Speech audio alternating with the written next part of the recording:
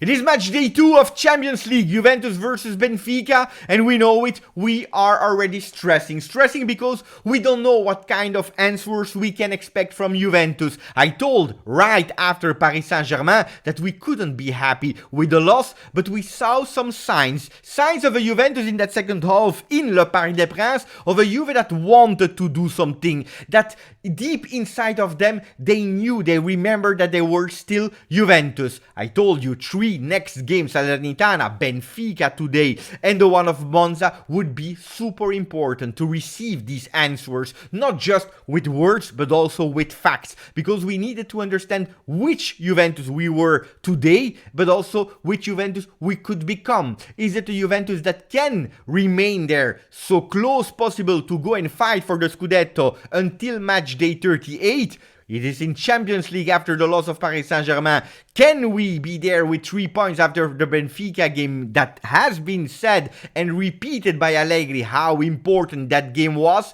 These answers, we were already expecting them versus Salernitana, and we didn't receive them. Instead of receiving these answers, the game finished in a really crazy thing. A chaos, a VAR chaos that we were speaking about, and we spoke a lot about it. Today we will try to put it aside, not making extraction, not forgetting about it, but put it aside and only take what we need to perform today. What do we need from that game of Salernitana? It's one thing, the anger to be aware that a big mistake has been done, that we could have been at -2 from the leaders Napoli, Milan and Atalanta, equal points with Inter, but today we have to take that anger and transform it in motivation on the pitch from the first minute until the 95th, without any blackout that we are taking the lead in the beginning or that we are conceding a goal in the beginning of the game. We have to make abstraction. No blackouts in that game are allowed. We are Juventus and we need to show that we want to do it. Like Inter yesterday winning versus Victoria Pleasant. It is what it is. They won. Smaller team. Today Benfica is not a small team. Benfica is a team that won 11 consecutive games since the beginning of the team. An aggressive team that they will go full power in terms of pressing, but also trying to play super high with young kids, young guys that are really proud to wear that red shirt. We will have to do the same, wearing our black and white stripe with a lot of pride, understanding that we are Juventus and that we have the possibility, after a failed opportunity versus Salernitana, to start a new season today. The turning point, the boost that we need. All odds are against Juventus. The people on the channel, people on social media, they are telling us that we will lose today. And it is also something that we have to take into consideration. The risk to lose today, if we are not doing Juventus, it is high. So today we speak about the game of Juve versus Benfica in Champions League, and then we continue with some other news that are equally important. We start with Tuttosport after you putting a maximum of like and subscribing to the channel. If you want a bit even more details about the Benfica game, how they will play, what are the dangerous players, I recommend you to watch the video that I recorded together with Rabona TV. It was a fantastic video without too much views, because yesterday there was Champions League, Barcelona versus Bayern. They lost Barcelona 2-0, but we speak about the papers, Italian and international papers. Tuttosport is saying l'unica cosa che conta è vincere. The only thing that matters is winning today. How you win, it is important, of course, but the 3 points are vital. Performance, yes, but more than everything, the 3 points. And we see Milik chosen to be on that first front page of Tuttosport because Milik will be important. Another person that will be super important is Danilo, that yesterday, after Bonucci versus Paris Saint-Germain, has been chosen by Allegri to sit next to him to explain you how important Danilo is in that locker room in terms of leadership. Yesterday he spoke about a lot of different things, but one thing is certain: Allegri is trusting Danilo so much. We don't know if Danilo will be a midfielder today, a center back, a right back, or a left back. We have some anticipation about the predicted lineup, yes, but we don't know. And it was repeated yesterday. Allegri said we are really lucky to have a player like Danilo that is really flexible, but that is also putting his leadership at the service of the rest of the team. A really great example, Danilo, that used important words. He said we have to grow. Absolutely. We are far from perfect. Otherwise, we would have won every single game that we played until today. This is not the case. The thing is, we have no time. We have absolutely no time to learn and to make more mistakes. It's already too late. We need to show Juventus DNA from today in terms of the performance, playing faster. That's what we have to do, managing some moments of the game, but playing faster with accuracy. That's what is important, and also remaining in the day. What is the biggest step that Juventus has to do in terms of progression? It's not in terms of physicality, in terms of pace, because we see the players running. When we are comparing stats from one team and the other, we see that the kilometers run are more or less equal, but we are probably running bad. But the most important thing that Danilo said yesterday in press conference is here. We have to grow mentally. It is not normal to have these kind of blackouts. From one Brazilian player to another one, Douglas Costa today, happy birthday to him. Just a few lines to tell you that I loved the player. Unfortunately, a player made of glass that was not able to play 90 minutes game in, game out with Juventus, because I can tell you that he was a big talent. What a champion. Who are the people that will be there? We are speaking about some people that will not be there. Locatelli, Rabiot, Szczesny, Alexandro. Locatelli already said. Chiesa, as usual. Pogba, Chiesa, Caio Jorge. But who will be there? We see Garofani, the third goalkeeper at the moment, because he's coming from the youth sector. But also Barbieri from next gen, that will be called up for the Champions League game. What position is he playing? For the people that are asking, is also him a fullback? Will he play today? Probably not, but he has been called up to also said we have a problem. Without Alexandro, we need some fullbacks there, because probably we'll see a lot of fullbacks on the pitch from the start of the game. We see a beautiful news, it's that Di Maria has been called up. Will he play from the first minute? Probably not. Who and how will we play? This morning in the last training before tonight's game, Allegri tested a 4-4-2. Big surprise for all the people, but a 4-4-2 tested with McKennie as a right wing, Cuadrado as a right back, Danilo as a left back. And then we see Bremer and Bonucci in the middle of the defense. In the middle of the field, Paredes next to Miretti, Kostic as a left wing with Milik and Vlahovic on top. And these are the 4-4-2 tested this morning. That doesn't mean that it is confirmed, but at least tested. But it's important to also understand that we have to play versus a team that is playing in a 4-2-3-1 like you saw with the dots, but also a team that is able to use these wings on the right and on the left really, really greatly. How do they do? Because when they are building from the back, you have the two center backs that are going wide, the two fullbacks that are going up, and actually the two midfielders from that 4-2-3-1 that are coming closer, so that they are actually forming that four-man and giving the opportunity to the right and left back to go higher. A team that we really see in that 4-2-3-1 that is using these wingers super hard, and that will be the key of the game.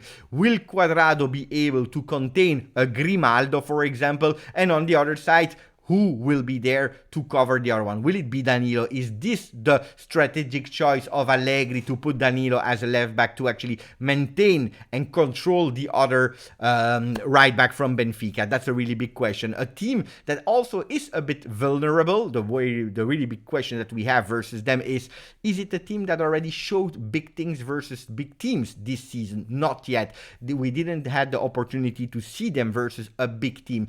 At the moment, in the 11 games that they won, they has always been the favorite of these games. So today, let's see in the Juventus Stadium if they will continue to adapt their game, will be able to show us their beautiful game since the beginning of the season or not. This is one of the possibilities. The other one is also a Benfica that is really pressing high with a lot of players. And when they are pressing high, a lot of time they are recuperating, intercepting that ball. But if they are not able to, Juventus will have to be really technical to avoid that pressing and playing, because from that moment, if you are able to to dribble that counter, that pressing from Benfica, you will find a lot of spaces in the back where they can be beaten.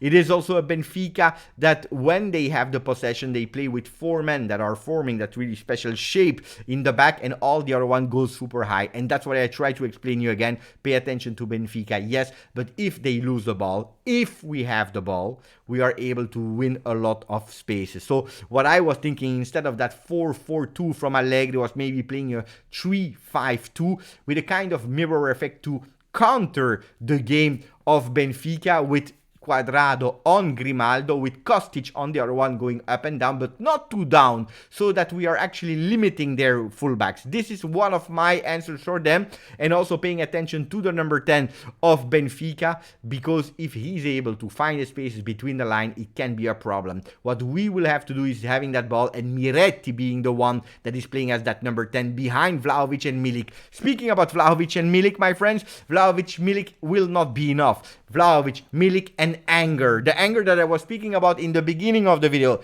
Remember, before you click a like of that video, I don't know if you did, meanwhile, a bit of anger, smash that button. But that's what we need, the anger of these two players, the players like Milik that already showed a really great start in the beginning of the season. Allegri wants to do it again, playing with both of them from the start, like we saw versus Paris Saint-Germain. Versus Paris Saint-Germain, we didn't receive a lot of answers from them because they didn't communicate with each other a lot better already in that second half of Salernitana. We will have to do it from the beginning. Joao Mario, he's going against all the supporters of Juve that are saying that we have no chance. Joao Mario, that played at Inter in the past, he's saying never underestimate Juventus, the black and white team. Today there are also some other games of Serie A, of Champions League, involving Serie A teams. Kvaratskhelia and Napoli will play versus Rangers. Milan will play versus Dynamo Kiev. And it's really strange to see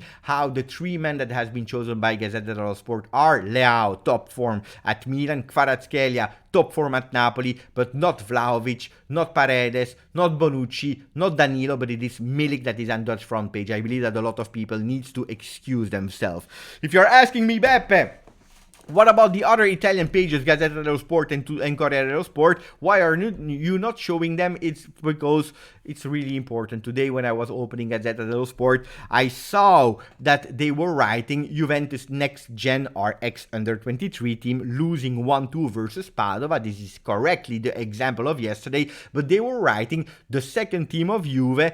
It's at his 3rd consecutive flop in that category, 0 points, and Padova is running. First of all, it's totally incorrect because Juventus won 1 game, drew 1 game versus Pordenone, one of the team that is actually the most informed and the strongest one of 3rd division, but it was a really beautiful throw taken by Juventus at the 94th minute, and yesterday we lost, yes, but we played for 70 minutes in 10 men. So a total different story of what actually happened. 4 points for Juve, 1 win, 1 draw, 1 loss. Yesterday we lost, yes, playing in 10 men for nearly all the game. It's really strange that they are writing these things, and I'm going in protest, so I don't want to speak about that. But now Gazzetta dello Sport is coming back on VAR. They are coming back on VAR telling, stop, we don't want to assist to cases like the Candreva case anymore. From October, we want that semi-automatic technology that, you know, it captures in the ball. There are cameras on the roof of the stadium that are analyzing everything and that are giving you the answers in 30 seconds, yes or no, is there enough side? This is what they want to do in October. It's really strange because we go back to an article today from Guido Vassiago in Tuttosport saying, VAR, the images, they were there. The only thing that you had to do is watch them, watch the images, because they didn't disappear. They were at disposal. And this is the thing. You can go with whatever technology as you want. If you are not going to watch the images, if you don't take the time to watch and analyze the images, then it's over. I finished that before closing the video for the people that are still there, because I see that some Milanisti, some Interisti, some Roma fans, some fans from all other teams are also watching the channel, and this is really honoring me. I'm super happy about that news, because I was not expecting so many people from other teams watching the videos.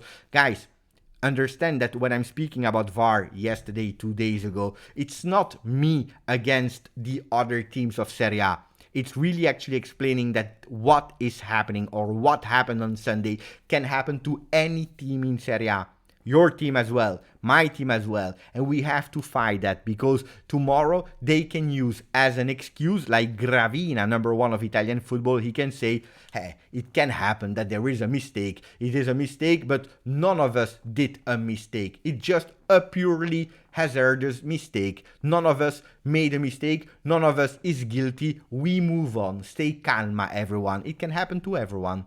And they can decide saying, we didn't see the images. We had not the right images. And this is something that all the teams of Serie A should not accept. Instead of mocking other teams, in this case Juve, or instead of mocking Salernitana, Lecce, Milan, Roma, instead of fighting between each other, in that case, stay together, because these kind of things are not acceptable. This was it for me. We see each other on the pre-game of Juve Benfica on Juventus Twitch. Guys, go on Twitch, come and say hello. We also do the watch along, and after the game here on the channel for the post game of Juventus versus Benfica, hopefully with a win. Grazie, forza, Juve.